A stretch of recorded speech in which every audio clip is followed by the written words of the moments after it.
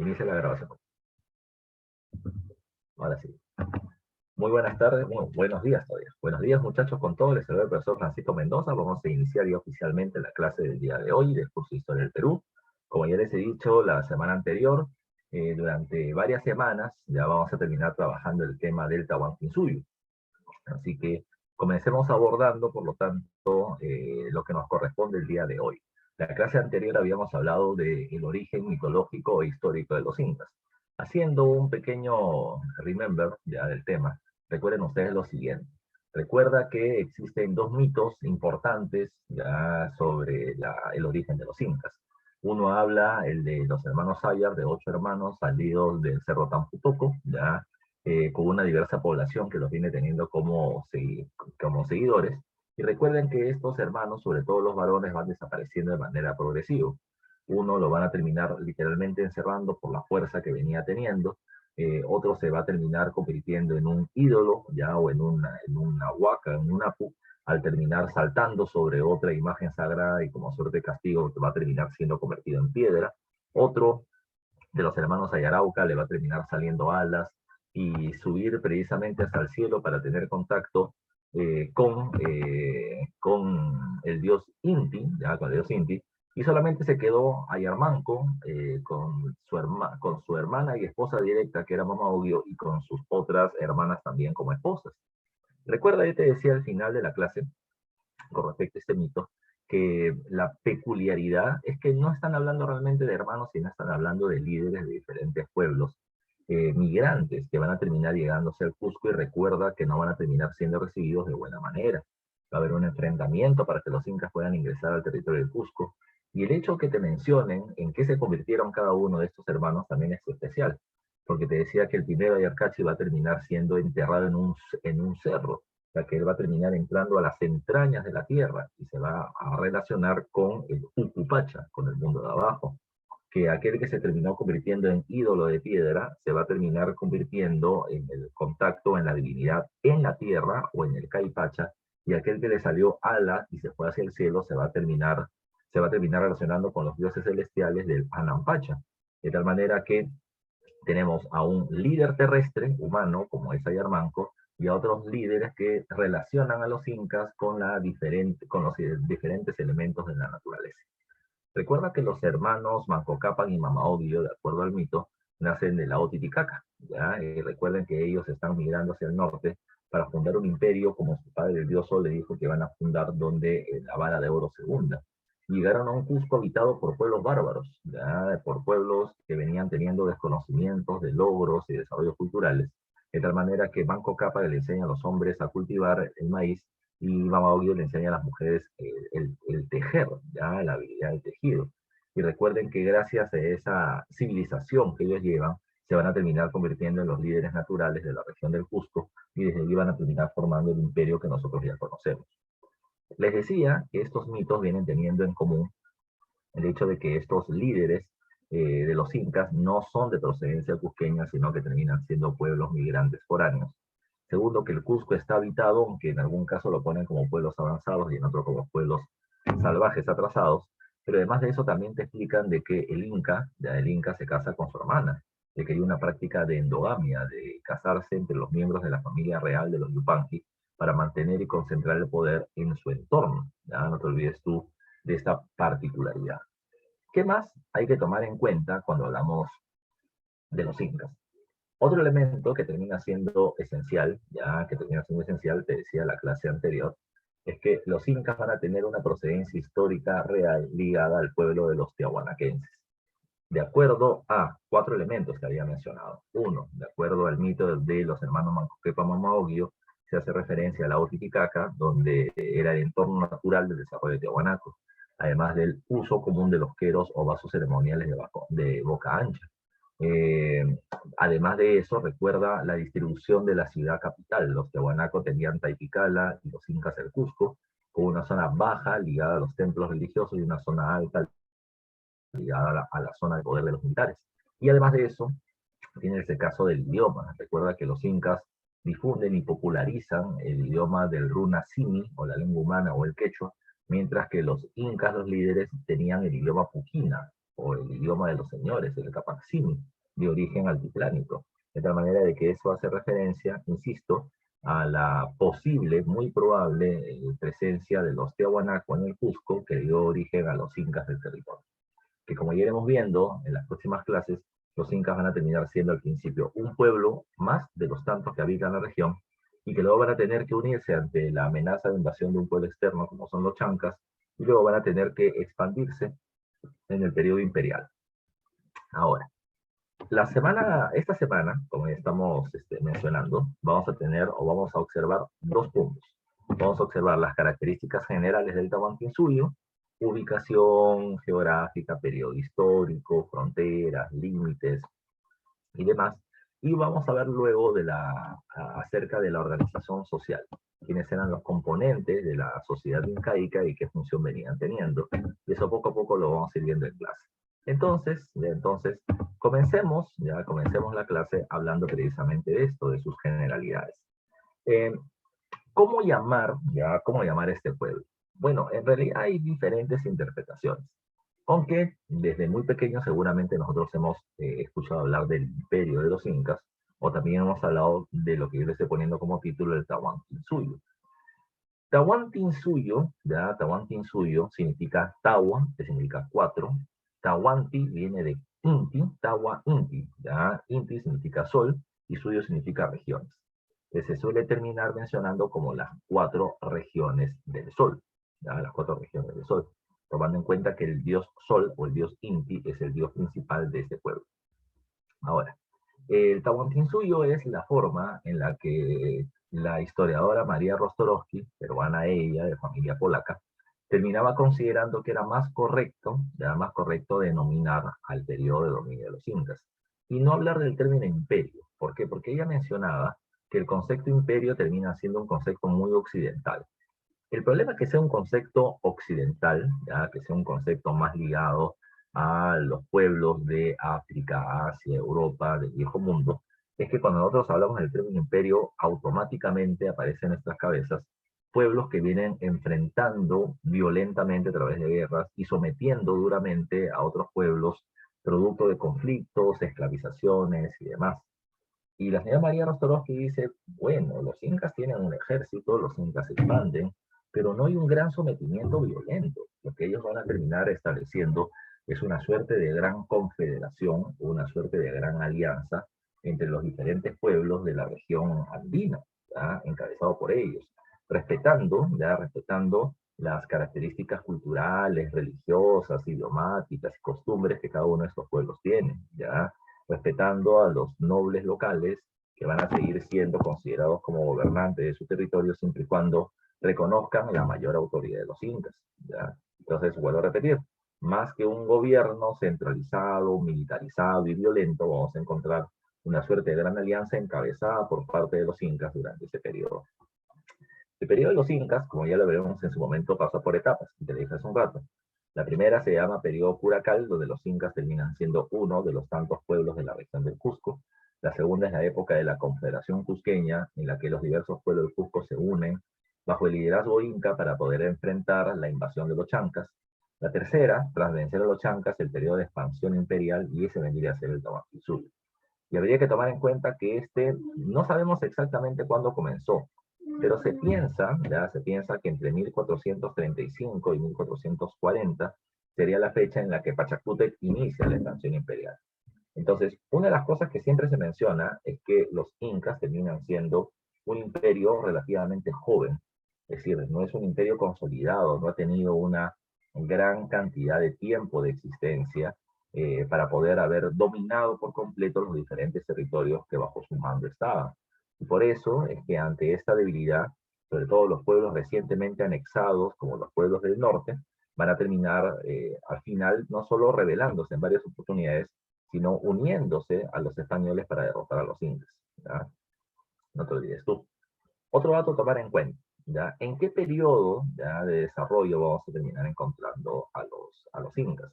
Bueno, de acuerdo a la cronología del arqueólogo norteamericano John Rowe, recuerden que existen periodos llamados horizontes e intermedios.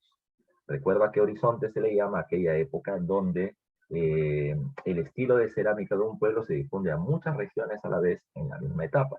Recuerda que hay tres horizontes: temprano, está Chavín y Paracas; medio, donde está Huari y Tiahuanaco; y el tardío, donde están los incas, ¿ya? Y entre los horizontes están los intermedios, etapas ya en las que varios pueblos conviven en la misma época con diferentes estilos de cerámica. El intermedio temprano es el de Moche, Nazca, Lima, Huarpa, Recuay, y el intermedio tardío termina siendo el de Chimú, Chincha, Chancas, Chachapoyas, los incas, los huancas, ya, los caxamarca, ya, los aymaras y demás. Entonces recuerda, los incas son un pueblo que nace durante la época del intermedio tardío, pero van a ser el pueblo más poderoso ya, durante el horizonte tardío. Ahora, Huari va a terminar siendo el primer pueblo que en base a ejércitos va a tener una gran expansión territorial, una capital como Viñaque o Huari, y una serie de ciudades administrativas o ciudades cabeceras de región con la que facilitó el dominio de diferentes regiones, el cobro de tributos y la imposición de sus leyes. Precisamente por esas condiciones, Huari es llamado como el primer imperio de carácter panandino, con dominios en costa, sierra y parte de la selva alta. Y bajo la misma condición, también vamos a terminar encontrando a los incas. Los incas son el segundo imperio con tales características: una ciudad capital en Cusco, 300 ciudades que le ayudan a mantener el control de todo su inmenso territorio, además de eso un gran ejército y una gran expansión territorial que va a terminar abarcando, no te olvides tú, 6 países de América del Sur actual.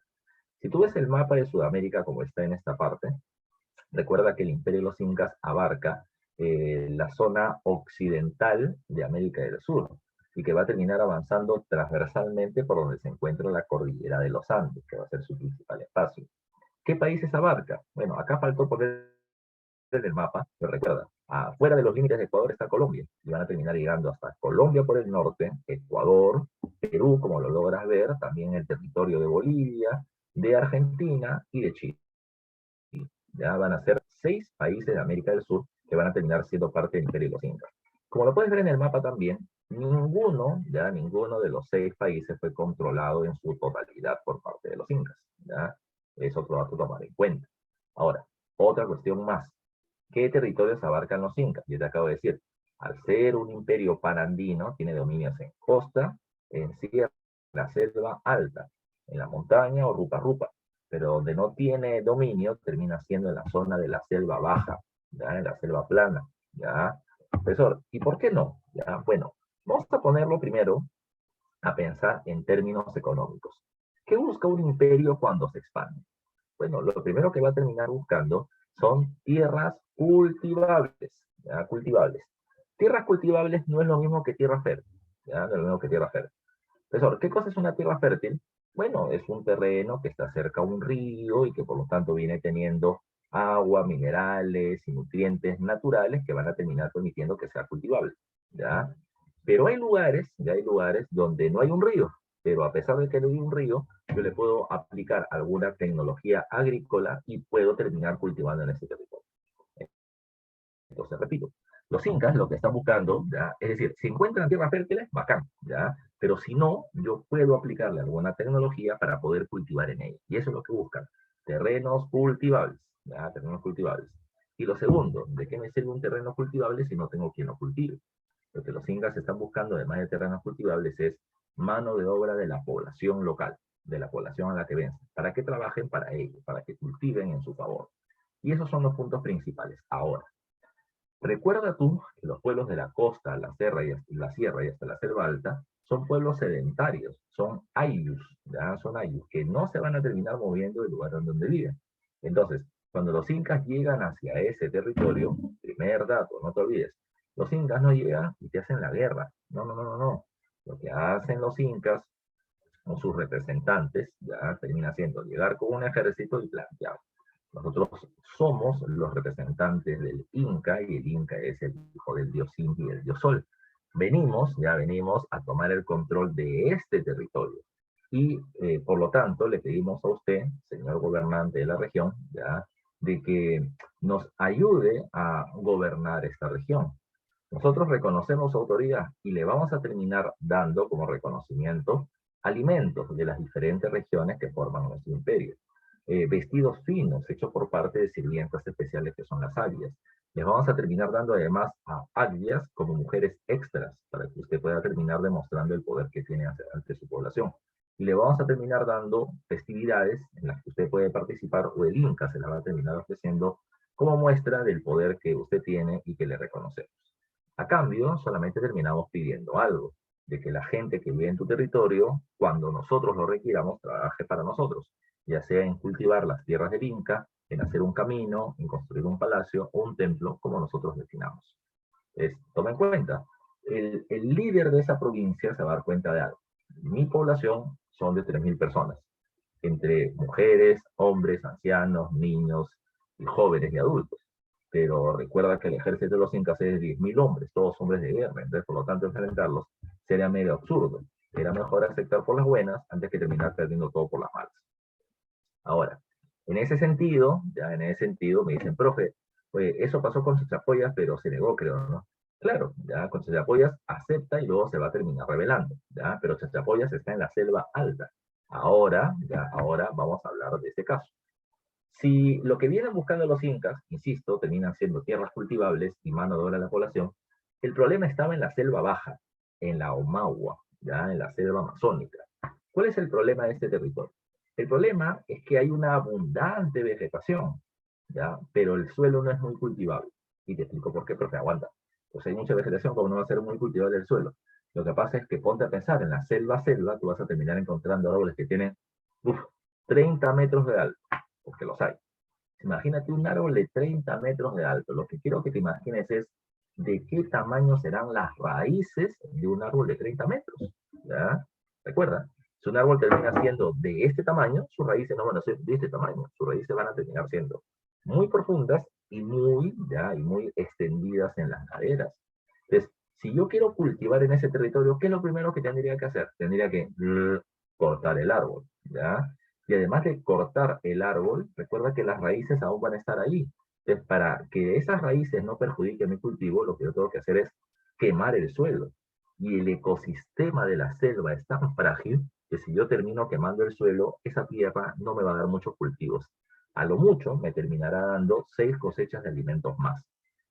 Por lo tanto, en términos económicos, no sería muy productivo.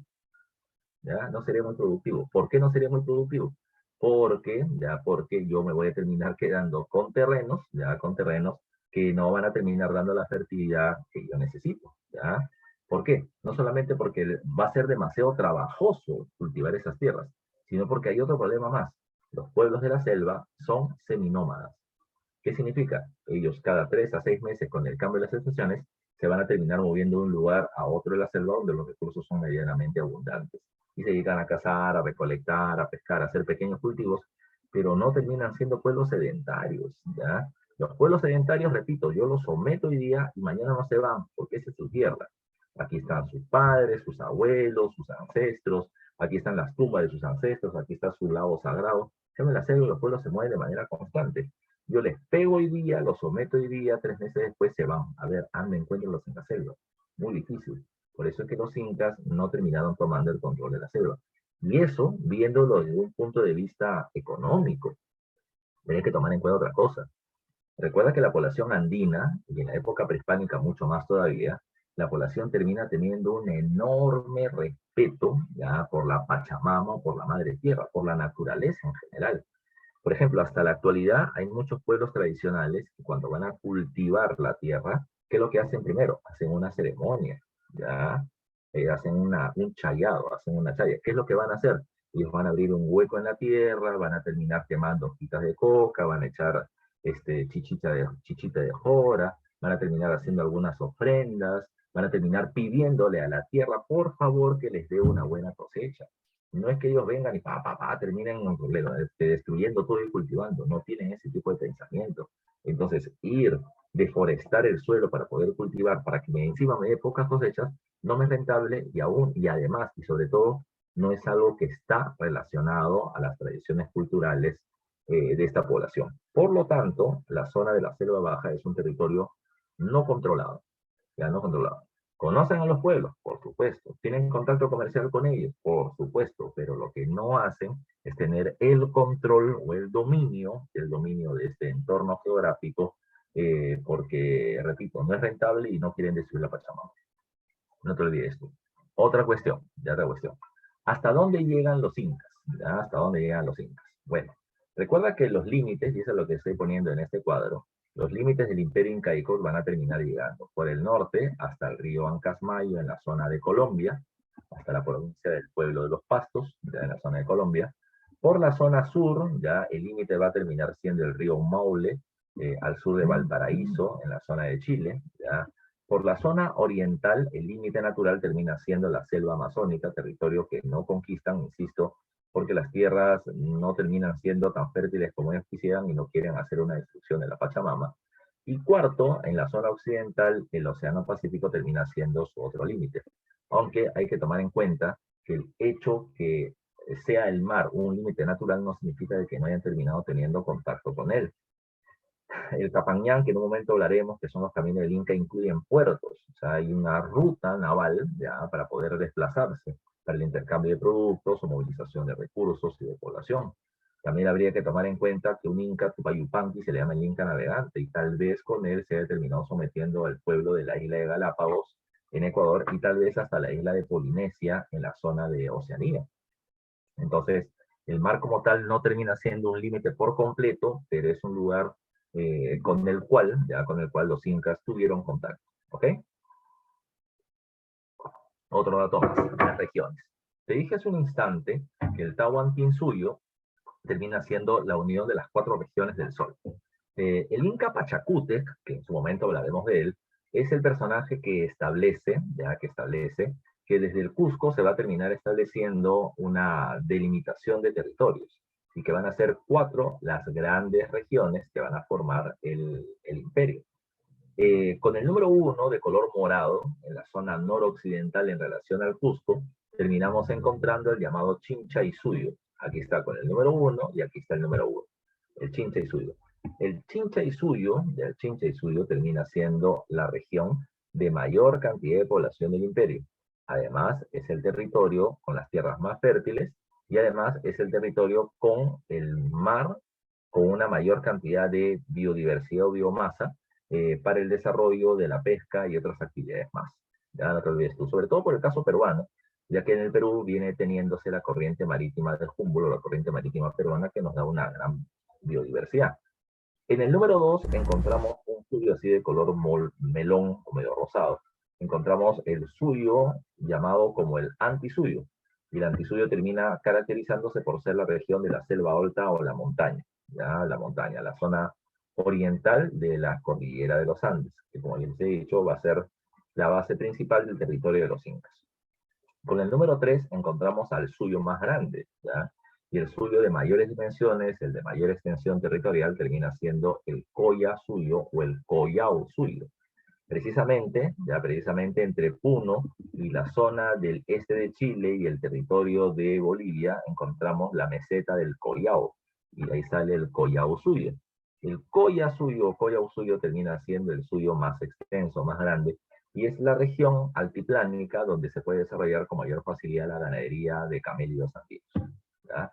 Mientras que el suyo más pequeño es el suyo o es el Conti suyo, ¿ya? Y termina siendo el territorio de menores dimensiones territoriales. Entonces tienes a los 4 suyos y poco a poco también vamos a ir hablando de ellos de acuerdo a lo que la clase nos vaya pidiendo. ¿Ya? ¿Qué más hay que tomar en cuenta? ¿Ya? ¿Qué más hay que tomar en cuenta?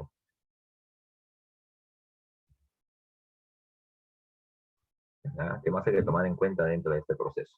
A ver, los pueblos extremos. Profe, ¿cómo es eso de los pueblos extremos? Los pueblos extremos terminan siendo los pueblos que se terminan ubicando o bien más al norte o bien más al sur, o bien más al sur del imperio de los incas. Y uno de estos ha sido pregunta de examen de admisión. ¿Ya?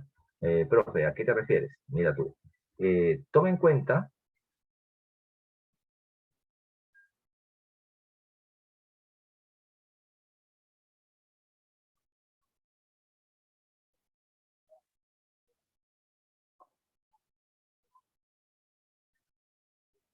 ya, entonces, vuelvo a repetir, ya voy a repetir.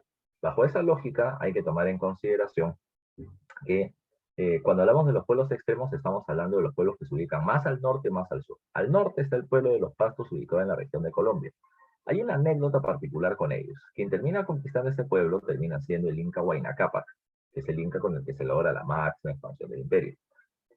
Pero cuando llegaron al pueblo de los Pastos, los generales de Huayna Cápac se burlaban porque este era un pueblo muy pobre.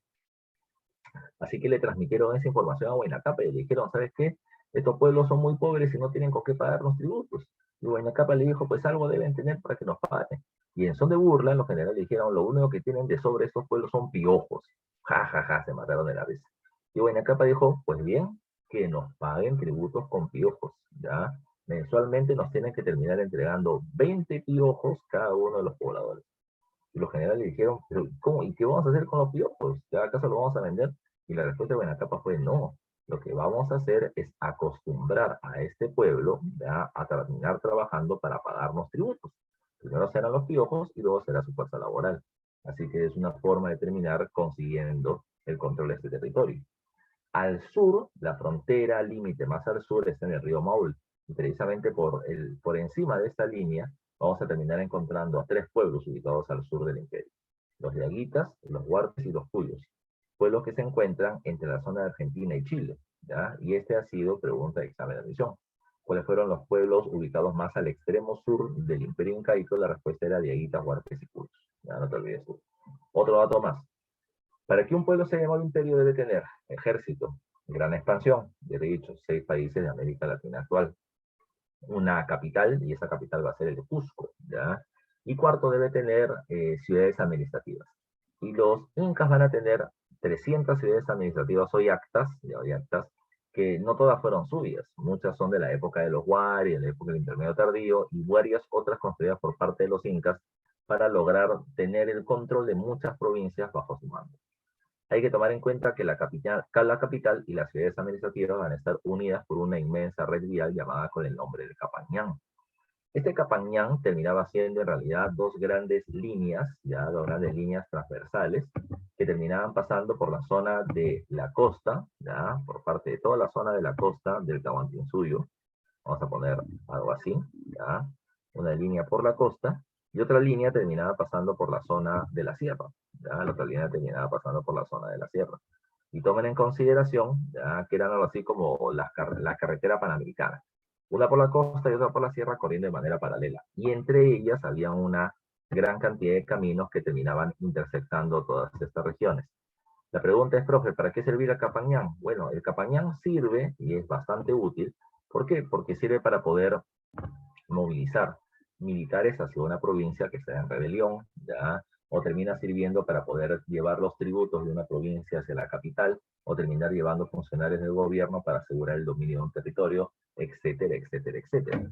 El Capañán termina siendo uno de los elementos que ayudan a tener y mantener el control del gobierno incaico en diferentes provincias a la vez.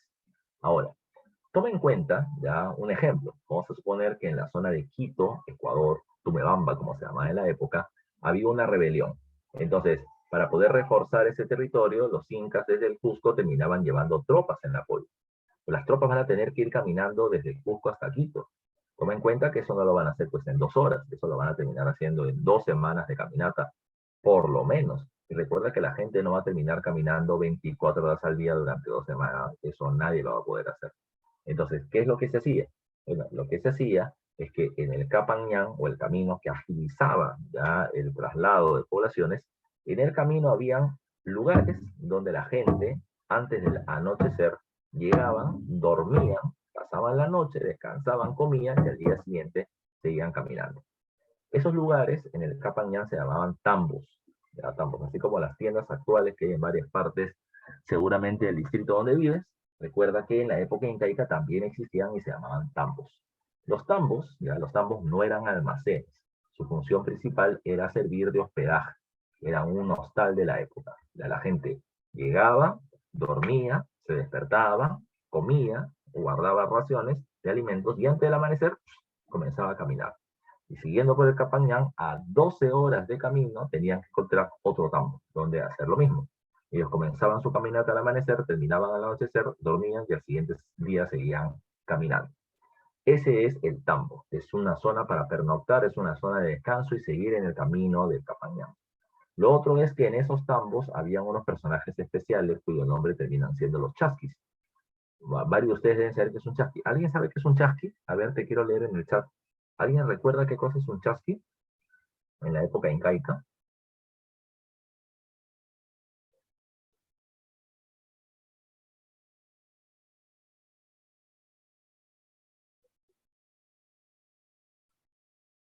A ver, hay 28 personas. Quiero ver 5 respuestas antes de comenzar a leer. ¿Alguien recuerda qué es un chasqui? ¿Qué cosa era? ¿Qué cosa hacía?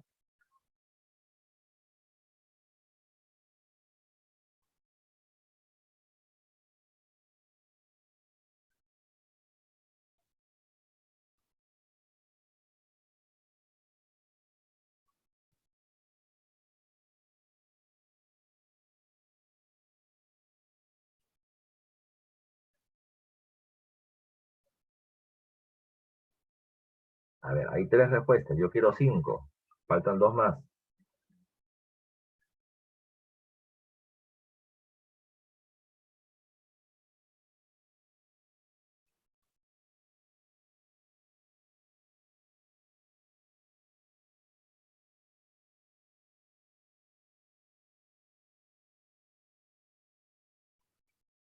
Ahí están 5. A ver.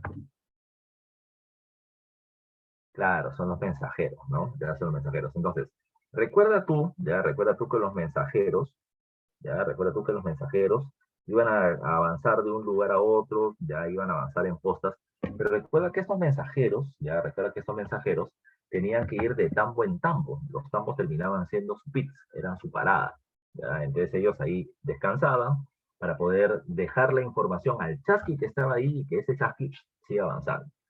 Por ejemplo, ya, por ejemplo, se considera de que una información de lo que pasaba en Quito, Ecuador, tú te enterabas en Cusco, ya te enterabas en Cusco en menos de 12 horas. Profe, aguanta. Pero tú me has dicho hace un rato de que la gente de Cusco para llegar hasta Quito se demoraba 2 semanas caminando. ¿Cómo es que en 12 horas la información llegaba de Quito a Cusco? Es que la gente que avanzaba de un lugar a otro, los funcionarios, los gobernantes, los militares, iban caminando, los chasquis iban no trotando, iban corriendo, corrían ¡ah! Y en 2 horas terminaban llegando hacia el tambo cansados y daban la información para que el otro chasqui ¡ah! Salga corriendo y vaya hacia el otro tambo y así, ya, y así. Es un sistema de mensajería por postas, el más eficiente de su tiempo, el más eficiente de su tiempo. Y habría que tomar en cuenta que esto al Inca le servía para poder tener información de lo que pasaba en cada uno de sus territorios, ¿ya? Así que de eso también vamos a terminar hablando seguramente en algún otro momento. Entonces, ya hemos dado varios datos. Ya sabemos que por qué se le llama Horizonte Tardío Segundo Imperio Panandino. Ya hemos hablado cuáles son los límites del imperio, qué territorios actuales abarca en América del Sur. Ya hemos hablado de sus 4 regiones y las características que han sido pregunta de examen de admisión. Y hemos hablado, además de esto, de los pueblos extremos, hemos hablado del Capañán, hemos hablado de las ciudades administrativas, hemos hablado de varios puntos, conociendo precisamente a los incas. Ahora, vamos a hablar de la organización social. Cuando hablamos de la organización social de los incas, hay que recordar lo siguiente, muchachos y muchachas. A ver, para comenzar, la sociedad incaica es una sociedad de carácter nobiliaria o aristocrática. ¿Y eso qué significa en castellano? Significa de que quienes tienen mayor cantidad de poder y beneficios terminan siendo los miembros de la nobleza. ¿Ya? Eso es lo primero que hay que recordar. La nobleza, ya, la nobleza son los personajes que mayores beneficios van a terminar teniendo durante esta época.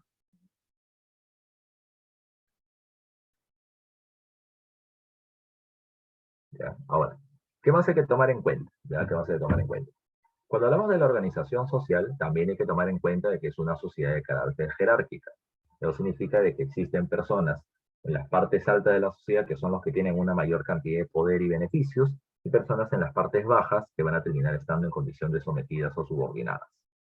Otra cuestión que hay que tomar en cuenta con respecto a la sociedad incaica es que es una sociedad de carácter esclavista. No estoy diciendo que la mayoría de la gente del pueblo sea esclava, pero sí hay un sector reducido de esclavos que se les conoce con el nombre de piñas o pinacunas, ¿ya? Y eso lo vamos a ir viendo poco a poco. A ver, cuando hablamos de que es una sociedad aristocrática o donde la nobleza es la que tiene la mayor cantidad de beneficios, hay que tomar en cuenta que todos los miembros de la nobleza incaica no son considerados iguales. Hay jerarquías entre ellos. Y hay tres niveles de nobles, por decir lo mínimo. La primera termina siendo la nobleza de sangre, llamada con el nombre de palacas. Ya luego les daré detalles.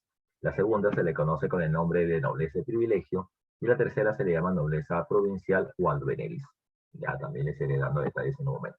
Comencemos con la nobleza de sangre o panaca. La nobleza de sangre o panaca está conformada por parte del inca que está gobernando y sus familiares directos, ya sea la esposa principal llamada Coya, que a la vez es su hermana, sus esposas secundarias, que terminan siendo sus primas, ya sus primas, y algunas mujeres obtenidas por parte de alianzas con algún reino importante. A ellas, estas esposas de segundo orden, se les conoce con el nombre de concubinas, de concubinas. Tiene hijos, varones y mujeres, ¿ya? Y además de eso, no solamente están los hijos, sino también van a estar los nietos, los bisnietos y todas las ramas familiar que se va a terminar obteniendo. El segundo punto a tomar en cuenta con respecto a esto es que la nobleza de sangre o panaca no solo está conformada por parte del inca que está gobernando, por poner un ejemplo. En la época del Inca Huayna Capac venía teniendo su panaca conformada por los sectores que ya te mencioné. Pero, el Inca anterior, que ya falleció, Tupayupanqui, y el anterior a este Pachacute, y el anterior a este Huiracocha, a pesar de que ya han fallecido, sus familias todavía siguen siendo consideradas como tales, como familias de Inca o panacas. Cuando un Inca fallecía, su cuerpo no terminaba siendo quemado, ¿ya? Ni enterrado. Su cuerpo terminaba siendo momificado. Y la momia de los incas se le conoce con el nombre de Malki, ¿ya? A la momia de los incas se le conoce con el nombre de Malki.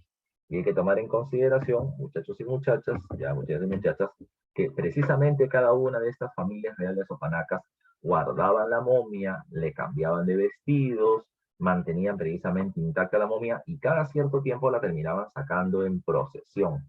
Se la sacaban en actos públicos y ellos pregonaban y hacían recordar la importancia de ese Inca para la historia del Cusco. ¿Ya? Para el Cusco. Recuerden que Pachacute, cuya momia está acá, nos hizo vencer a los chancas, organizó el imperio, dividió el imperio en 4 suyos y bla, bla, bla.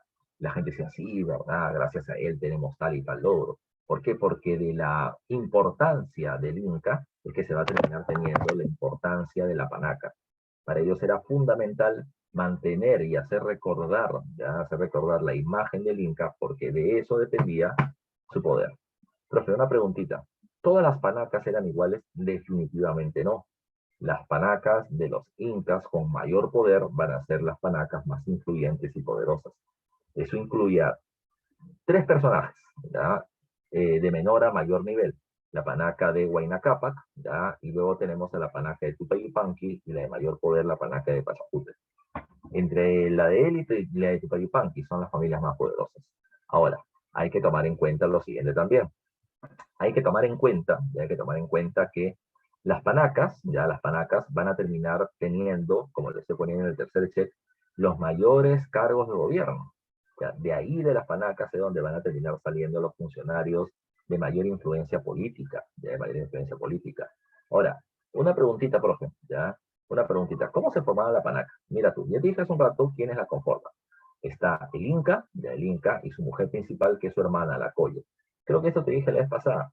¿Por qué su mujer es su hermana? ¿Ya? Para que el poder solamente circule en la misma familia que la familia Yupanqui, ¿ya? Otra cuestión a tomar en cuenta. ¿Cómo se justificaba eso? En los mitos. Recuerda que en los mitos Ayarmanco estaba con Mamá Oyo, que era su hermana, y en el mito de los hermanos había cada hermano estaba con su hermana. O sea, el poder circula en la familia, en la familia. Ahora, profe, y tú me has dicho que las concubinas terminan siendo sus primas. Claro, cuando una persona era nombrado Inca, automáticamente todas las panacas, le terminaban entregando una mujer joven, evidentemente, para que sea su esposa, ¿ya? Que además era prima del Inca.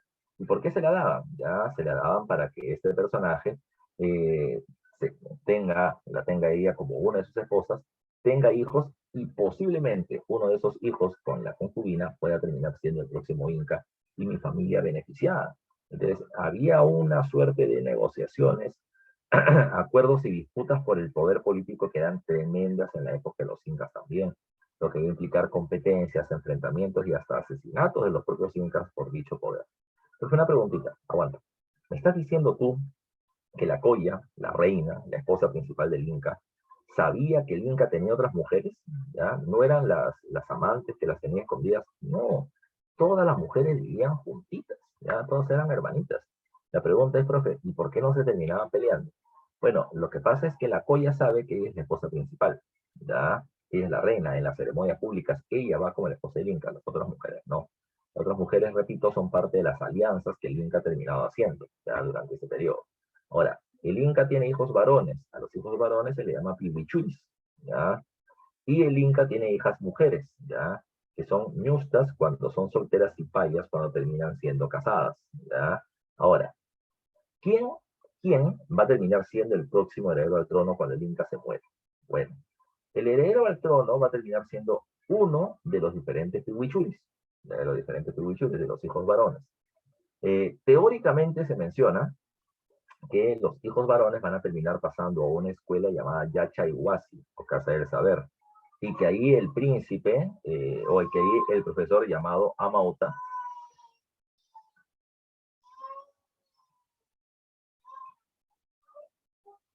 y que ahí el profesor llamado Amauta lo que va a terminar haciendo, ya lo que va a terminar haciendo es ver las cualidades que tiene. Y aquel de los príncipes que tenga mayor calidad en el gobierno, mayores cualidades para gobernar, es que lo va a terminar nombrando, ya lo va a terminar nombrando como, o lo va a terminar sugiriendo como heredero al trono.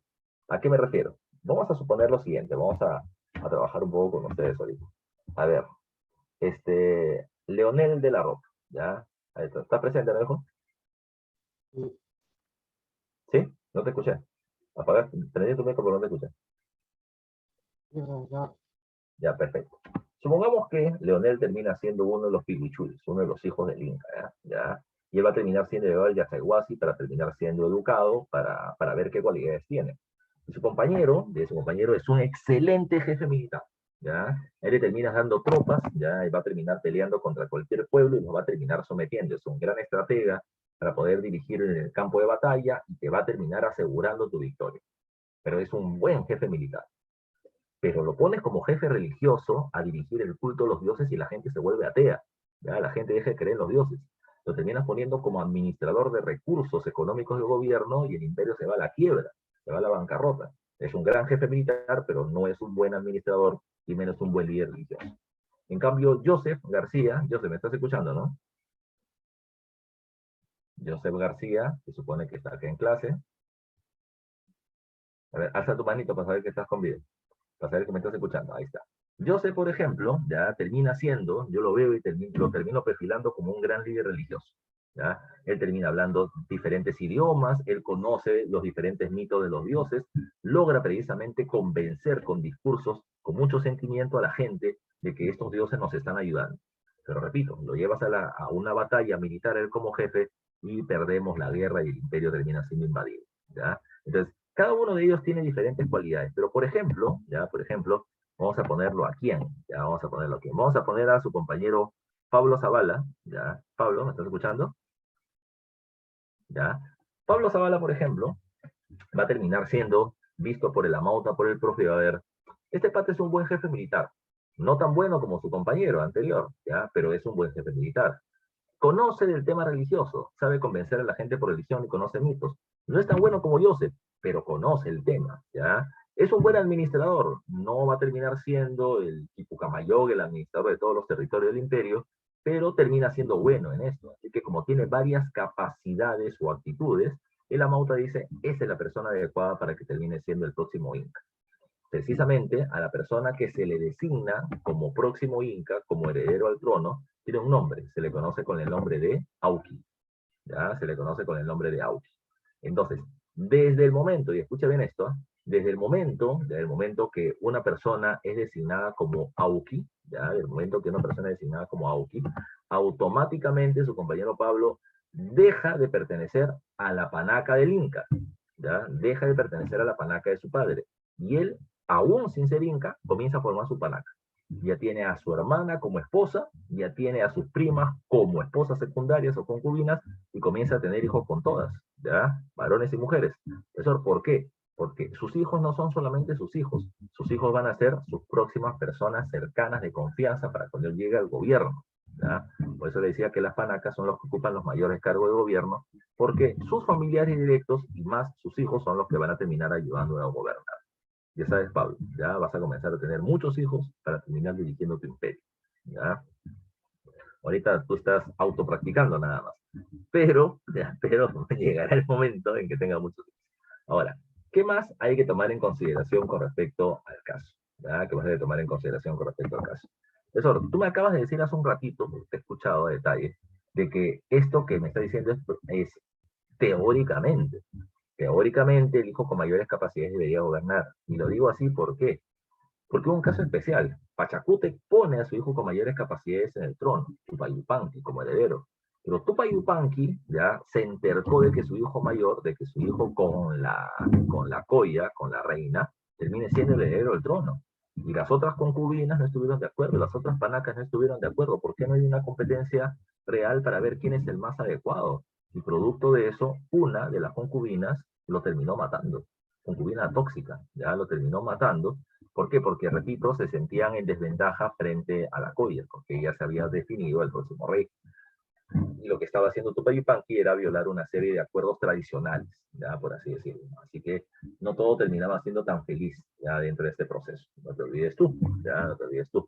Una pregunta de examen de admisión, que tal vez esté más adelante la dirigida. ¿Quiénes conformaban las panacas? Y la respuesta es bien simple. La respuesta es el Inca y sus descendientes. ¿Ya? Entonces, como tú me has dicho hace un rato, el Inca, la coya, las concubinas, los hijos. Claro, pero recuerda, eso es cuando hablo de Huayna Cápac, que es el que está gobernando en ese momento.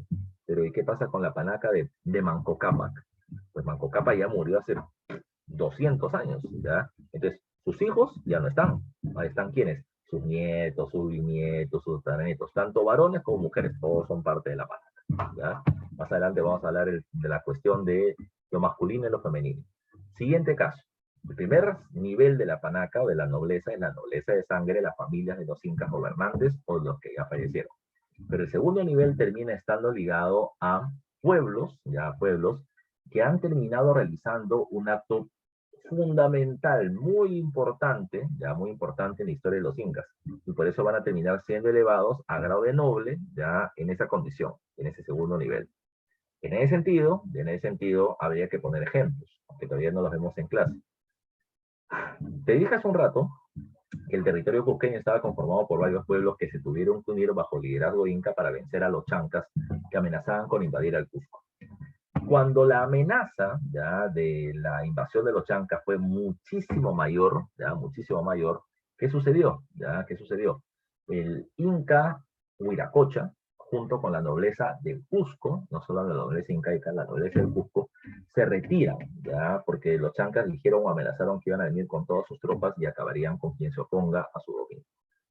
Uno de los 70 hijos que tuvo Huiracocha, y lo has escuchado bien, uno de los 70 hijos que tuvo Huiracocha, llamado Cusi Yupanqui, ¿qué cosa fue lo que hizo?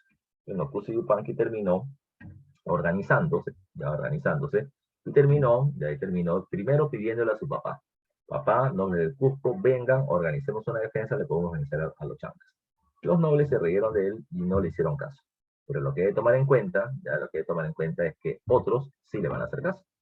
Quien sí le va a terminar haciendo caso, ya, quien sí le va a terminar haciendo caso, son los pueblos de los alrededores del Cusco. Los pueblos de los alrededores del Cusco, hay que tomar en cuenta, recibieron la visita de Cusi Yupanqui y él les dijo, señores, los chancas son un pueblo poderoso y de temer. Son tan de temer que la élite cusqueña no quiere enfrentarse a ellos y por eso se han retirado. Pero yo les comento algo. Si ellos toman el control del Cusco, el próximo pueblo en ser sometido van a ser ustedes. Por lo tanto, lo mejor que podemos hacer es unir esfuerzos para derrotar y enfrentar a los chancas. De acuerdo a la crónica de Juan de Betanzos, su narración de los incas, nunca se dijo nada. Ya nunca se dijo nada. O sea, no hubo una respuesta ni afirmativa ni negativa por parte de estos pueblos. ¿Ya? Pero cuando los chancas llegaron, estos pueblos salieron y apoyaron inmediatamente a los incas. De tal manera que cuando Pachacútec venció, reconoció a los pueblos de los alrededores de Cusco como aliados importantes y nobleza de privilegio, ¿ya?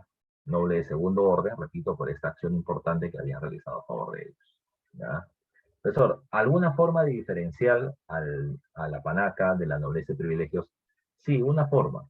Era el cabello corto que utilizaban.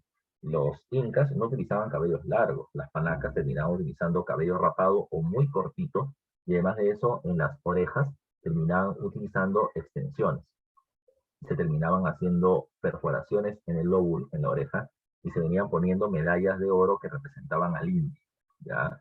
Y mientras más se iba haciendo grande este edificio, ponían medallas cada vez más grandes.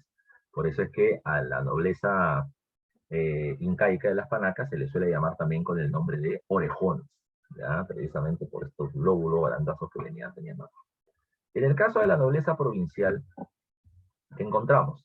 En el caso de la nobleza provincial vamos a terminar encontrando algo diferente. ¿Qué es la nobleza provincial? Insisto en lo que dije hace un rato. Los incas cuando se expanden nos van a terminar matando, ¿ya?, a los pueblos o arrasando a los pueblos a los que invaden. No me conviene, porque lo que yo quiero es que esa gente trabaje para mí. Van a terminar siendo mi mano de obra para poder cultivar las tierras que yo les acabo de arrebatar a la población. Pues no me conviene matarlos. Lo que yo hago es un acuerdo con el curaca, con el líder del pueblo al que estoy enfrentando, ¿ya? ¿Yo qué cosa le digo? Ya le dije hace un rato, señor, yo respeto su autoridad como noble, como gobernante de esta región, los incas lo reconocemos como tal, y por eso le vamos a terminar dando alimentos, vestidos, mujeres y festividades. A cambio, lo que nosotros queremos es que ustedes organicen a su gente para que trabajen en favor del Estado incaico cuando nosotros lo requerimos. Entonces, recuerda que esa nobleza provincial son reyes y curacas provinciales, ya provinciales, de los pueblos que los incas vienen sometiendo, y recuerden que ellos mantienen su poder local y organizan la mano de obra en favor del Estado incaico cuando el gobierno lo requiere, sobre todo a través del sistema de la mitad. Entonces, ellos van a terminar teniendo ese rango ahora. Pero fue una pregunta. Entre la panaca, la nobleza de privilegios y la nobleza provincial, ¿había alguna diferencia? Sí, recuerda que no hay dinero. Claro, tienen mano de obra disponible, los incas sobre todo, ya, con respecto a los demás. Pero recuerda que un elemento social de diferenciación de poder terminaba siendo, sobre todo para los varones, la cantidad de mujeres que pudieras tener. O sea, los nobles, solo los nobles pueden tener más de una mujer, más de una esposa, y con todas hijos. Y es una muestra del poder. A mayor cantidad de mujeres, mayor cantidad de poder. El noble provincial de un pueblo pequeño puede tener hasta 3 esposas. Su poder va a terminar dependiendo de qué tan importante sea para el gobierno incaico. El gobierno le puede ofrecer un poco más de mujeres. Pero y el Inca, que es el hombre más poderoso, ¿cuántas mujeres podía tener? Las que quisiera. Ya las que quisiera. El Inca puede disponer de un almacén literalmente lleno de mujeres para que terminen siendo algunas de ellas sus esposas o sus parejas, ya sus parejas temporales. ¿Ya? Entonces no olvidemos precisamente esa condición, ¿ya? Es solo una pregunta, ¿y la gente del pueblo, el varón del pueblo, no puede tener más de una esposa? No, no puede. Entonces, una pregunta. Está bien. Una cosa es que no deba tener, porque no se le permite. Pero así como vemos en la sociedad actual, profe, no habían hombres infieles que tenían una esposa y sabiendo que legalmente o moralmente no está bien, tenían más, igual que las mujeres?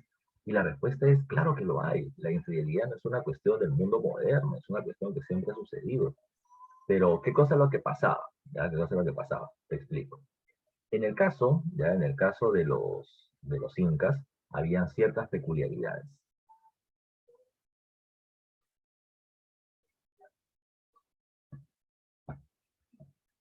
¿Ya? Habían ciertas peculiaridades, te explico. Ya, te explico. Eh, a ver, un dato que a mí siempre me ha gustado explicar. A ver, muchachos y muchachas, ya, mira tú. ¿Qué pasa, ya? ¿Qué pasaba en el mundo incaico? ¿Ya? Una pregunta básica para que me entiendan lo que les quiero decir, ¿ya? Para que intenten relacionar la realidad con lo que pasaba con los incas. Pregunta, les hago una pregunta a ustedes así nomás, ustedes respóndanme lo que crean, ¿ya? Lo que crean. Pregunta, ustedes creen que en la época incaica las mujeres debían llegar virgen al matrimonio? ¿Ya? A ver, ¿qué me dicen ustedes? ¿Las mujeres debían llegar virgen al matrimonio sin haber tenido relaciones sexuales antes? ¿Qué me dicen ustedes? A ver, mira, son 26 personas. Yo quiero escuchar, quiero leer por lo menos 6 respuestas. ¿Ya? Solamente es una pregunta de opinión. ¿Ah? ¿Qué cosa creen ustedes? ¿Creen que en la época inca las mujeres deberían llegar virgen al matrimonio? ¿Sí o no? Nada más. Ya nada más. Van 3, quiero 6. Falta la mitad.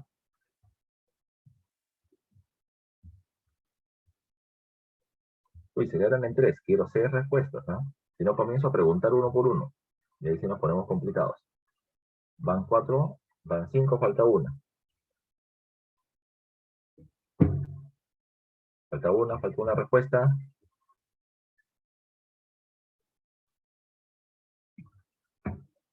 Falta una respuesta.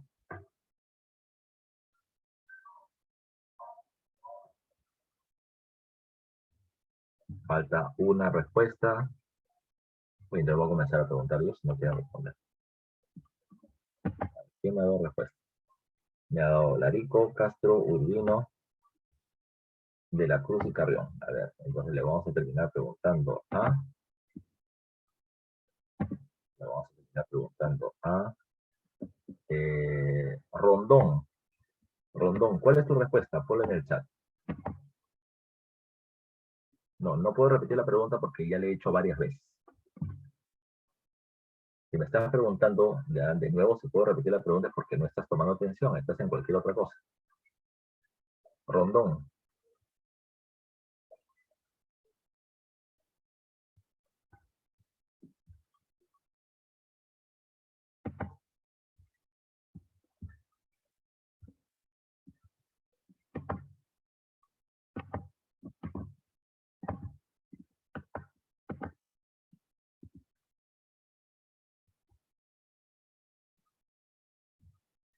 Nixie.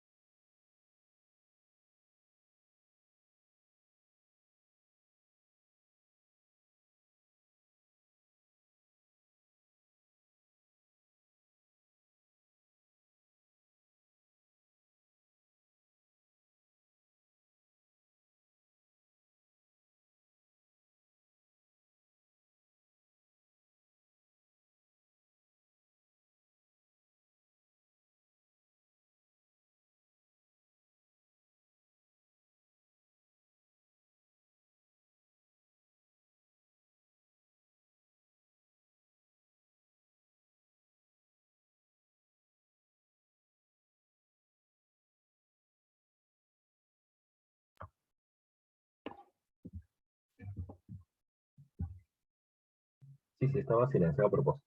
Ya. Entonces, vuelvo a hacer la pregunta, por si acaso. Gente que no me responde, lo voy a terminar sacando del salón, ¿eh? Lo voy a terminar poniendo en sala de espera, que ya hay 6 en realidad. Ya. A ver, ya, a ver. Vuelvo a hacer la pregunta, ya, vuelvo a hacer la pregunta. ¿Ustedes creen, solamente estoy poniendo una opinión, sí o no, de que las mujeres tenían que llegar vírgenes al matrimonio, sí o no? A ver, Camila de la Cruz, ya, se supone está acá con la cámara prendida, ya. Camila, quiero leer tu respuesta. Camila, ya. Ella cree que sí, García dice que sí, perfecto. Entonces vamos a comenzar a la respuesta. Y la respuesta termina siendo un rotundo no. No tenían por qué llegar vírgenes al matrimonio. Profesor, aguanta, no, que no es que había una obligación moral para eso, no, no había, para nada, ya, para nada. Pero había otra cuestión específica, te voy a explicar. Y tal vez lo has escuchado. Si no lo has escuchado, recuerda que estamos en el colegio para aprender. En el mundo andino existía una tradición llamada Servinacuy. Y Servinacuy terminaba siendo la convivencia prematrimonial. O sea, por ejemplo, ya Panchito y Luchita deciden casarse. Pero lo que le va a decir la tradición es, mejor no se case. ¿Por qué? Porque el matrimonio es indisoluble. Tú te casas y no te vas a poder divorciar. Por eso mejor convivan, hagan un Servinacuy durante un año. Durante ese año convivan en una casa y hagan todo lo que una pareja tiene que hacer. O sea, compartan tareas del hogar, cocinen, limpien, laven, consigan recursos, etcétera. Tengan relaciones sexuales, no hay problema. Si después de un año ustedes se llevan bien y deciden que ese matrimonio sea para siempre, se casan. Si decidan que no se llevan bien, entonces se separan. Ya se separan. Entonces, una preguntita. ¿Qué pasa si después de un año de estar teniendo relaciones sexuales deciden que no se llevan bien y que no quieren seguir estando? ¿Y qué pasa, por ejemplo, si esta mujer quedó embarazada en ese lapso de tiempo? ¿Ya? Bueno, si quedó embarazada va a tener al hijo. Y si el hijo es varón, pero se separan, se va con el papá. Y si la hija es mujer y se separa, se va con la mamá. Así se termina estableciendo la situación. Pues no tiene por qué llegar virgen al matrimonio. Eso sí, vuelvo a repetir, el matrimonio es indisoluble. Otra cuestión. Una de las cosas que Pachacútec, el Inca Pachacútec dio, es que los varones jóvenes estaban pues con toda la cuestión hormonal y querían tener relaciones sexuales, ¿ya? Pero no les importaba con quién. La cuestión era tener relaciones sexuales. Y en esa relación de no importarle con quién, ellas podían prometerle a muchas jovencitas, oye, ¿sabes qué? Vamos a convivir para en un futuro casarnos. Y la chica entusiasmada decía, ya, qué bonito, vamos a hacer esto. Pero el hombre, después de conseguir la relación sexual que lo que quería, ya decía, ¿sabes qué? No me llevo bien contigo, chao, me voy. Entonces, para evitar de que se deshonren ya a varias mujeres bajo ese concepto, se decidió otra cosa más. El Inca Pachacútec estableció un sistema de prostitución formal durante la época incaica. ¿Por qué estás hablando? Lo que me estás escuchando. ¿Ya? Muchos pueblos que terminaron rebelándose contra los incas van a terminar siendo reducidos a condición de esclavos. Y varias mujeres esclavizadas terminaron siendo convertidas en prostitutas, ¿ya? Llamadas pampairunas o micahuarmes. De Pachacútec, dice la crónica de Betanzos, que terminó construyéndole casuchas, así se dice, ¿no? Como pequeñas casitas, pequeñitas nada más, pequeños cuartos, afuera de la ciudad del Cusco, en donde los varones que querían tener relaciones sexuales chapaban algunos objetos, ¿no? Vestimenta, ropa, alimentos, etcétera, y se la terminaban llevando a estas mujeres como forma de pago por el coito que iban a terminar teniendo. Peculiaridades de los incas, ¿ya? Peculiaridades de los incas. No tenían por qué llegar necesariamente vírgenes al matrimonio, ya tienes un dato extra de una cuestión social real. Ahora, saliendo de los nobles, vamos a la gente del pueblo. Te decía hace un rato, ¿no? Todo esto comenzó porque decía si es que los varones o las mujeres podían tener del pueblo, podían tener más de una esposa, y la respuesta era no. Entonces, pero, ¿y si había infidelidad? ¿Qué pasaba? Uy, si había infidelidad y te la descubren, ese es el problema, ¿no? ¿Ya? Tú puedes ser infiel, la cuestión es que si te descubren el problema que se va a terminar generando. El problema era un problema social, el ayu era pequeño y todo el mundo intervenía en la vida del otro. ¿Qué pasaba? ¿Ya? Encuentran a Panchito estando casado con Vivian, ¿ya? Y tenía relaciones con, no sé, pues con alguien que se llame, no sé, Luzmila, ya Luzmila. Entonces, ¿qué pasa?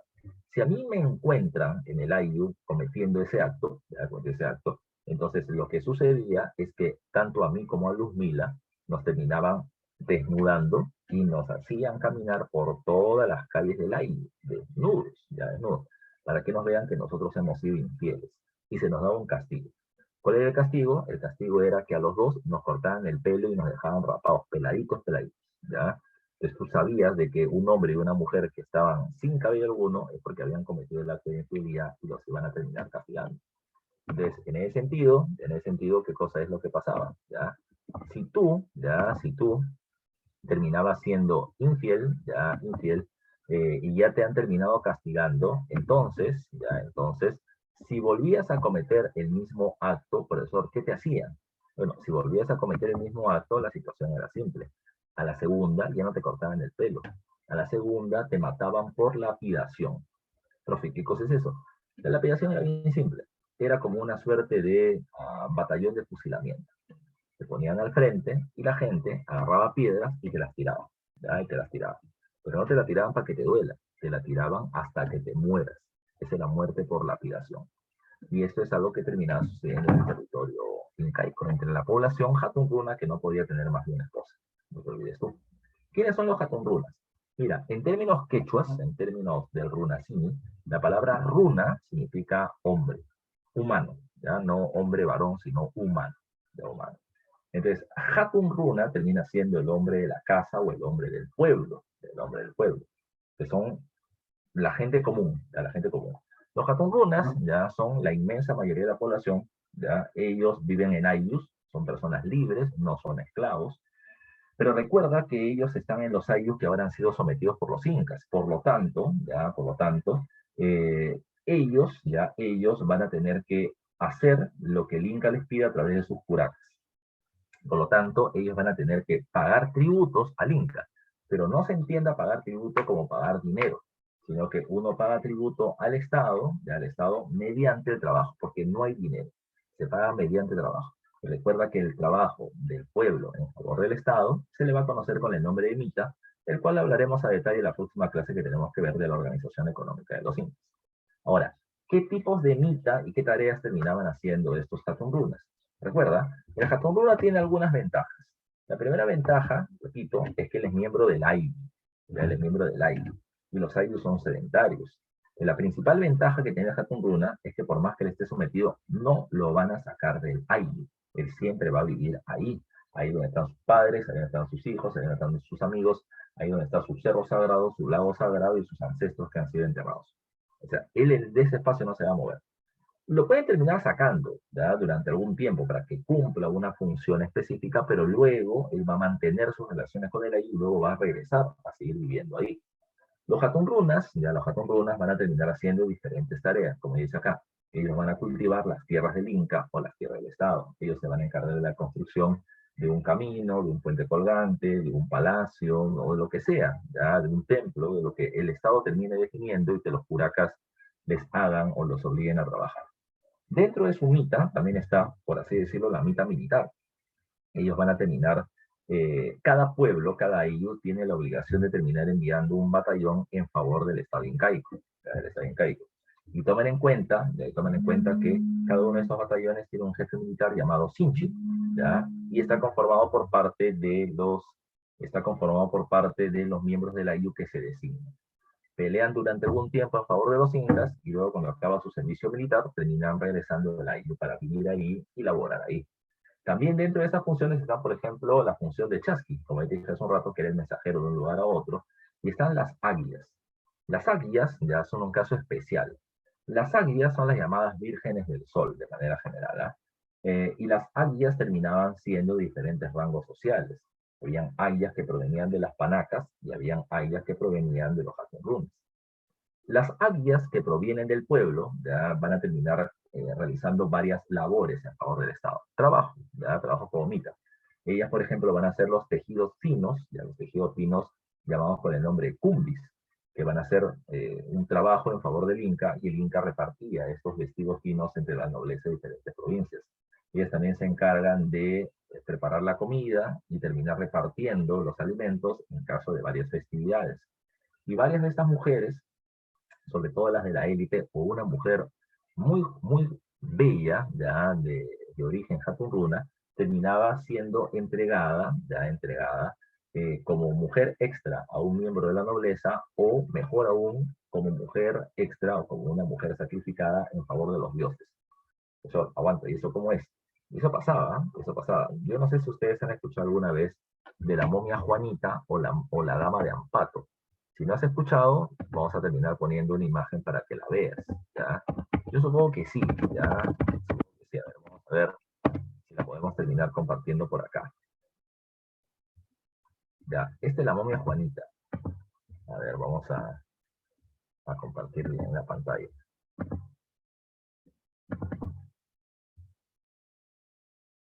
Esta es la momia Juanita, no sé si alguna vez la habrán visto. A ver, estoy poniendo la imagen un poquito más grande.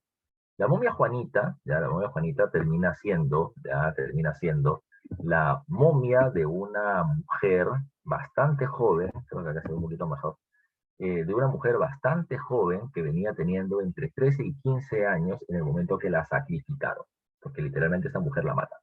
Es una niña que al parecer a los 10, 11 años de edad, el gobierno vio de que era una jovencita muy hermosa, destacada por su belleza, y a pesar de que ella provenía de una familia pobre, a ella le terminaron dando un tratamiento especial. Ella viviendo con su familia, pero ya la de esa familia, ¿sabes qué? Ella va a terminar siendo entregada como esposa o al dios, ya al dios al Apu de Ozangate, el dios de los hielos eternos y que de él dependía el agua de los ríos y demás. Entonces, ella, repito, terminaba teniendo una vestimenta especial, una alimentación especial, y como beneficio a la familia le terminaban dando algún tratamiento especial. Ya cuando ella terminaba cumpliendo 15 años, que es lo que decía, vas a conocer a tu esposo. Y yo te decía, ay, qué bonito, voy a conocer a mi esposo. ¿Ya? Y yo está mi esposo, ven conmigo para llevarte. Así que la terminaban llevando hacia el Apu, hacia los nevados. Y dijeron, acá vas a conocer a tu esposo. ¿Dónde? No te preocupes, ahorita viene. Más bien, ahí mira, ahí viene llegando. ¿Dónde? ¡Pum! Le metían un mazazo en la cabeza y la mataban. ¿Ya? Así que hacían una ceremonia, una ofrenda al Apu, al dios, ya al dios, para que por favor nos siga dando hielos y agua, y esta era parte del sacrificio, las ceremonias que se terminaban haciendo, ¿ya? Habían ese tipo de prácticas, profesora, habían ese tipo de prácticas medias locas, pero existían durante ese periodo, ¿ya? No hay que olvidar eso. Ahora, ¿qué más hay que recordar? ¿Ya? ¿Qué más hay que recordar? Otro aspecto era el siguiente. Acá yo estoy poniendo los Mi'kmaq o Mi'kmaq, pero para poder hablar de los Mi'kmaq o Mi'kmaq, primero déjenme o permítame explicarles sobre los Yanaconas y los Piñas. Te dije hace un rato, ya, que los incas negociaban con los curacas su rendición, ya, y le decían, señor, yo reconoceré su autoridad y usted seguirá siendo gobernante, pero tiene que hacer que su medio trabaje para los incas. Bacán, muchos de los pueblos aceptaban, no les quedaba de otra. Pero aquellos pueblos que no aceptaban, ¿qué es lo que hacían? ¿Ya? Aquellos pueblos que aceptaron y luego se dieron cuenta que han perdido su autonomía, su libertad, que tienen que trabajar mucho para el Estado, que tienen que pagar muchas ofrendas, decían, no, yo estoy aburrido, yo era feliz antes que los incas llegaran y por lo tanto quiero recuperar dicha libertad. ¿Qué voy a hacer? ¿Ya? ¿Qué voy a hacer? Bueno, lo que terminaban planteando los incas era, o lo que terminaban planteando estos pueblos era lo siguiente. Un grupo de gente seguramente decía, como yo quiero recuperar mi libertad, ¿qué es lo que vamos a hacer? Vamos a rebelarnos contra los incas. Tomemos las armas, gente del pueblo, y enfrentemos a los incas para terminar sometiéndolos. ¿Ya? Bueno. ¿Qué pasaba? Dentro de la población, este grupo decía, tomemos las armas, pero otro grupo de la población, esto con la voy a tener que estar llorando. Repito, otro grupo de gente terminaba diciendo, no, pucha, que enfrentarme con los incas es un poco complicado. Yo me puedo enfrentar a él, rebelarme contra ellos y terminar perdiendo la vida. Entonces, mira, ¿sabes qué? Yo no me voy a rebelar, pero vamos a hacer lo siguiente. ¿Tú te quieres rebelar? Rebélate, pues, pero yo no lo voy a hacer, no me voy a arriesgar. Pero tampoco voy a terminar diciendo que tú te estás revelando, ¿ya? Es en ese sentido que es lo que va a terminar pasando, ¿ya? Lo que va a terminar sucediendo, ya lo que va a terminar sucediendo es que los incas conocían todo lo que pasaba en el imperio. El inca venía teniendo 1000 ojos y 1000 oídos, ¿ya? Y para eso estaba el llamado Tucuy Ricuy, el que todo lo ve, el que todo lo oye, el servicio de inteligencia del gobierno. Cuando ellos se enteran de la rebelión, ¿qué es lo que hacen? Bueno, el inca moviliza sus tropas, va donde este sector de la gente que se ha rebelado, y una vez que los somete, los termina convirtiendo en prisioneros de guerra, porque se ha rebelado contra el gobierno. Y por esta condición van a terminar convertidos en esclavos. Así, literalmente, el Piña Penacuna es población esclavizada por haberse rebelado contra el gobierno. Como castigo, primero van a ser retirados del lugar donde se rebelaron, del pueblo donde vivían, y van a ser llevados a trabajar en lugares con climas extremos. Van a ser llevados a trabajar, por ejemplo, a la zona de la selva alta donde están los cocales, donde está la producción de hoja de coca. Y literalmente los van a hacer trabajar ahí hasta que se mueran. ¿Ya? Hasta que se mueran van a terminar trabajando en este lugar. Ahora, ¿qué más hay que tomar en cuenta? ¿Ya? ¿Qué más hay que tomar en cuenta? En ese sentido, recuerda que los piñas, repito, van a ser desplazados de su ayllu y van a terminar muriendo. Y varias mujeres van a terminar pasando a ser prostitutas, o mitahuar, misopampairunas, como hace un momento les había comentado. Profe, ¿y qué pasó con aquel sector de la gente, ¿ya? De este pueblo, que decidió no rebelarse? ¿ya? Pero que tampoco dio conocimiento el Inca de la rebelión que está sucediendo. Repite, el Inca conoce todo. Entonces el Inca le va a terminar diciendo, ustedes que conocían de la rebelión y no dijeron nada, a ustedes también castigo, ¿ya? Eso de esclavos, no. A ellos los van a terminar convirtiendo en sirvientes del Estado. Los van a sacar igualito de su ayllu, ¿ya? Y van a pasar a ser sirvientes del gobierno. Y el gobierno los designa a nobles para que trabajen para ellos, ¿ya? Recuerden ustedes, en ambos casos, los dos van a ser desarraigados, sacados de su ayllu. Y los yanaconas, ya, los yanaconas pueden seguir teniendo relaciones entre ellos, y pueden tener hijos, pero la condición de yanacona termina siendo una condición hereditaria. Estás retirado de tu ayllu con una condición hereditaria de sirviente, y en algunos casos muy específicos, ¿qué pasaba?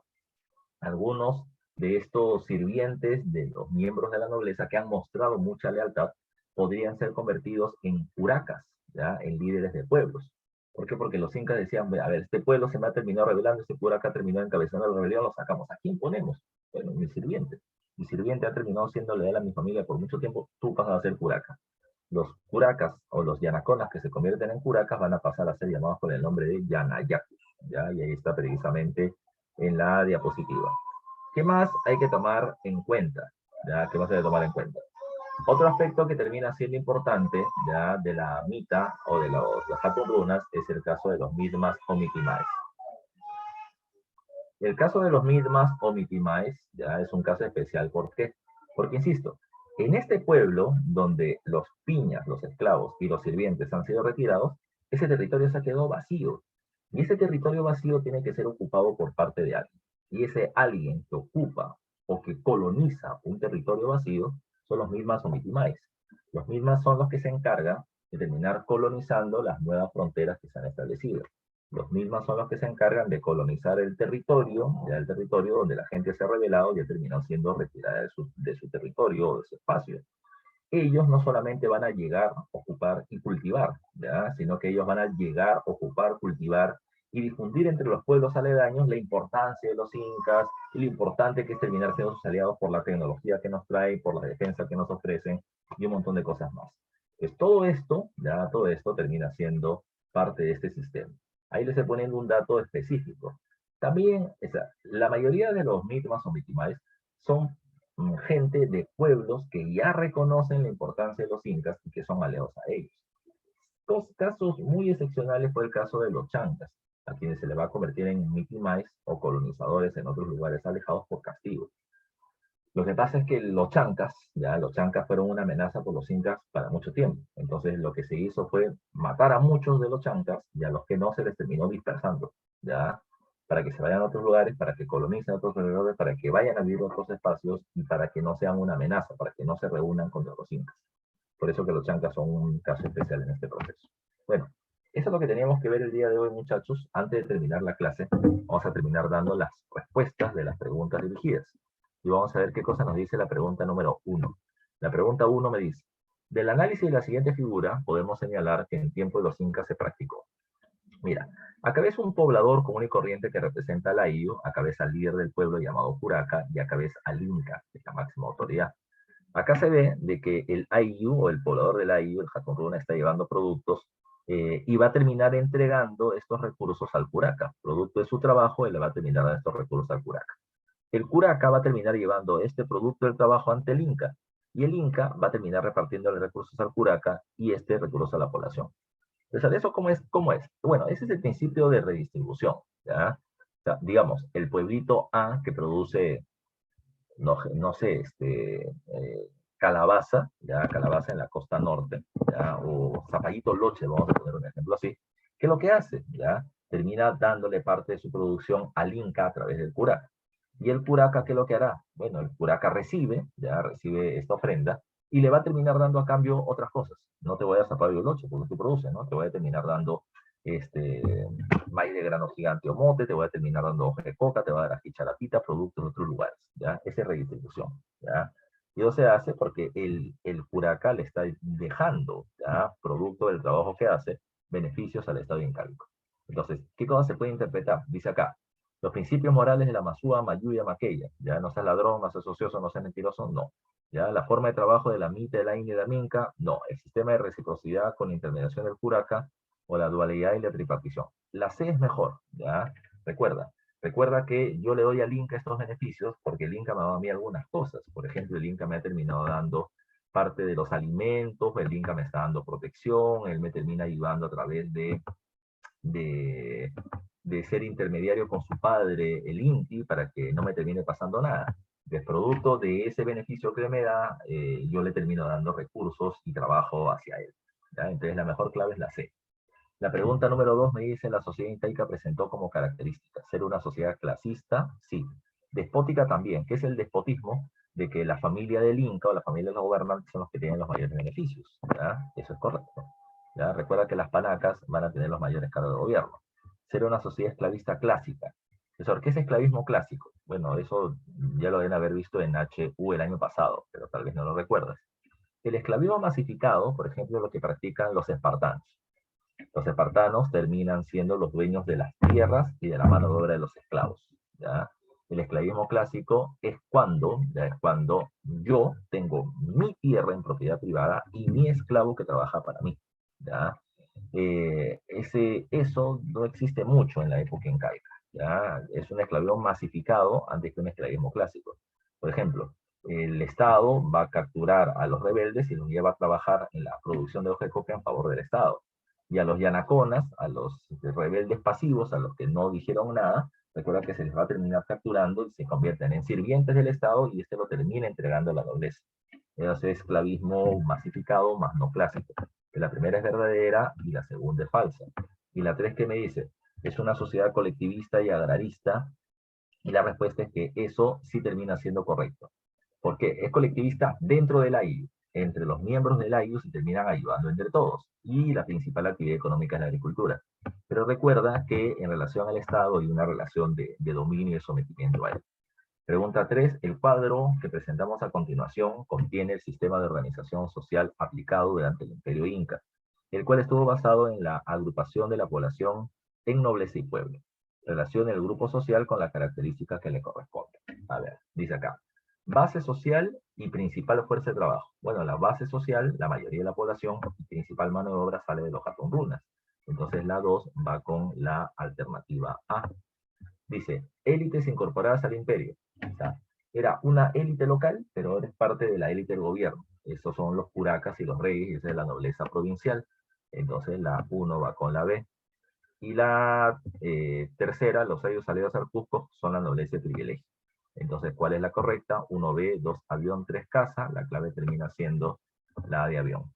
Pregunta 4. Respecto al trabajo inca, sus características indiquen los enunciados verdaderos o falsos. La maquella era una norma que impulsaba la laboriosidad. ¿Ya? A ver, ¿qué me dicen ustedes? Dice, repito, la maquella era una norma que impulsaba la laboriosidad. O sea, me está diciendo que la maquella significaba no seas ocioso. ¿Ya? No seas ocioso. ¿Qué dices tú? ¿Ya? ¿Qué dices tú? La respuesta es verdadero. Recuerda que la maquella significa no seas flojo o ocioso, el amayuya significa no seas mentiroso, y el amasúa no seas ladrón. Entonces la primera es verdadera. La segunda, los curacas organizaban asambleas y trabajo comunal. Eso también es cierto, aunque eso lo vamos a ver más en la organización política. Cada ayllu venía teniendo su camachit o su consejo. Entonces el curaca convocaba a los líderes de las familias principalmente y terminaba recibiendo consejos de qué cosa hacer. Y eso es verdad. La tercera, el trabajo de los aylus era ajena a las labores agrícolas. No, principalmente se dedicaban a las labores agrícolas. Por lo tanto, no era ajeno, sino que era muy común. La tercera es falso y la clave es la de dolor. Pregunta número 5. ¿Qué me dice la pregunta 5? En la organización político-administrativa del Tahuantinsuyo, él era la autoridad que ejercía gobierno de un suyo. Bueno, el que dirigía el gobierno de un suyo ya es el apocuna o aposuyo. Por eso todavía lo vemos en el tema político. ¿Ya? Si es el apocuna o el aposuyo, la clave es la C. Y me dice, y así como él, que era la autoridad que gobernaba el trabajo de los ayllus. Claro, dentro del ayllu quien gobernaba era el curaca. Entonces en la 5 la clave es la C de casita. Pregunta 6. Se llama en el incanato aquel funcionario que traducido su nombre significaba el que todo lo ve.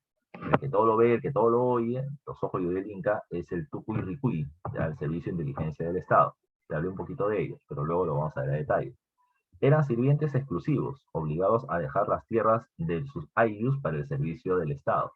Sirviente exclusivo. Recuerda que el pinacuna termina siendo esclavo. Los sirvientes son los yanaconas o yanas. Eso sí hemos visto hace un ratito, la 7 es la C. 8. En la organización político-administrativa del Tahuantinsuyo, él era la autoridad que ejercía el gobierno de un suyo. Ya te dije hace un rato de ese la Pocuna. Entonces, la misma pregunta de la pregunta número 5, es solamente para que la termines afianzando como conocimiento. ¿Ya? La clave termina siendo la C de casa. Dice, relaciona, ya relaciona correctamente los integrantes de la sociedad incaica y sus características. A ver, criados de la nobleza incaica, esos son los yanaconas. Entonces la 3 va con la A. ¿Ya? Habitantes del Tahuantinsuyo. Bueno, la mayoría de los habitantes del Tahuantinsuyo terminan siendo los jatunrunas. Y los colonos que migraban de un lugar a otro son los mitimais. 1B, 2 casa, 3 avión. La clave termina siendo la D. Y la última pregunta, para que ya vayas a almorzar y a descansar, dice, complete la siguiente oración. Los fueron los gobernadores de las provincias. Esos son los curacas, ¿ya? Ah, pero las provincias... Ah, provincias o guamaní, disculpa. Bueno, todavía no hemos visto eso, pero recuerda. Un pueblo o ayllu lo dirige un curaca. Un conjunto de aylus terminan formando una provincia guamaní y eso lo dirige el Tocrico o Apunchic. ¿Ya? Tocrico o Apunchic. Así que podía ser tanto la A como la B. Y él fue supervisor y fiscalizador máximo del imperio. Ese es el Tucuirricuy. Así que para esta pregunta, la respuesta correcta termina siendo la B de Besito. Bueno, muchachos, hasta acá ha terminado llegando la clase de hoy. La siguiente semana tenemos que hablar de la economía incaica, que es un tema amplio, ¿ya? Así que se pueden venir repasando sobre el tema muy bien. Los dejo con su tutora, si algún informe les tiene que dar. Muchachos, nosotros nos vemos la siguiente semana. Mixi, nos vemos. Cuídate. Uy, no está Mixi. Está su silla, ¿no? A ver, vamos a esperar un rato a la tutora, a ver si es que algo les tiene que decir. Seguramente le han llamado para algo.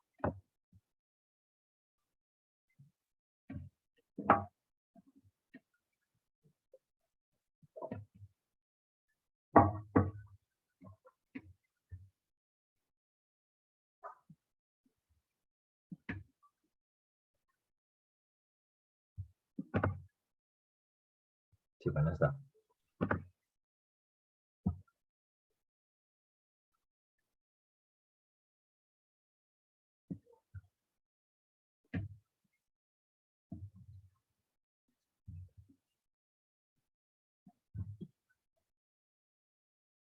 La cuestión es que no sabemos si está demorado o no. Yo que voy a almorzar, voy a almorzar taputacu con un lomo de pollo. Así que bien rico. Así. Vamos a ver qué tal sale.